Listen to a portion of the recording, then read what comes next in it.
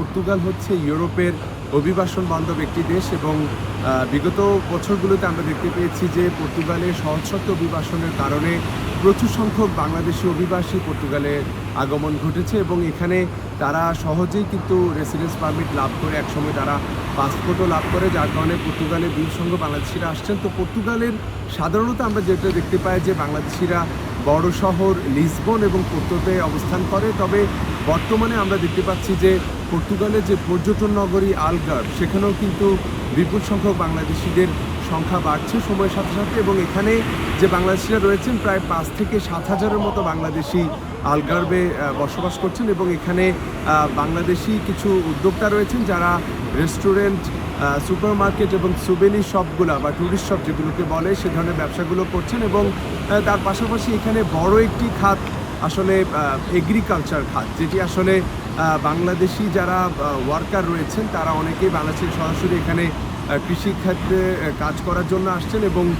এখানে লিসবন এবং পোর্তোর মতো বড় শহরগুলোতে যারা আসছেন তারা সেখানে কাজ খুঁজে না পেলে অনেকেই কৃষি ফার্মগুলোতে কাজ করার জন্য যাচ্ছেন। তো এখানে কৃষি ফার্মে হাজারো বাংলাদেশি কর্মসংস্থানের সুযোগ সৃষ্টি হয়েছে এবং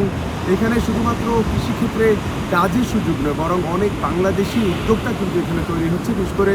বাংলাদেশি উদ্যোক্তাদের অধীনে আমি বেশ কয়েকজন উদ্যোক্তার সাথে কথা বলেছি, দেখা হয়েছে যারা আসলে তাদের নিজেদের উদ্যোগে বাংলাদেশিরা কৃষি ফার্ম তৈরি করছেন এবং সেখানে তারা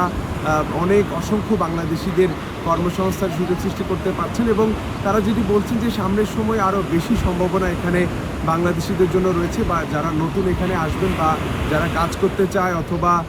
উদ্যোক্তা হতে চায় তাদের জন্য আসলে ব্যাপক সম্ভাবনা রয়েছে। এছাড়াও পর্তুগালের যে আলগার্ভ রিজিয়নের বিভিন্ন সিটি সেন্টারগুলোতে বিশেষ করে আলবুফেরা, তাবিরা বা ফারো যে অঞ্চলগুলো রয়েছে সেগুলোতে বিপুল সংখ্যক বাংলাদেশি তারা হোটেল এবং রেস্টুরেন্ট সেক্টরে কর্মরত রয়েছে। যেহেতু এই অঞ্চলটি পর্যটন নির্ভর একটি অঞ্চল, তো এখানে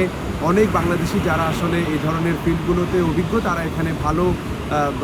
আয় করছেন এবং ভালো চাকরি করছেন। তো সব মিলিয়ে এই ছিল আমার কাছে পর্তুগালের আলগার্ভ থেকে বাংলাদেশিদের সর্বশেষ অবস্থা।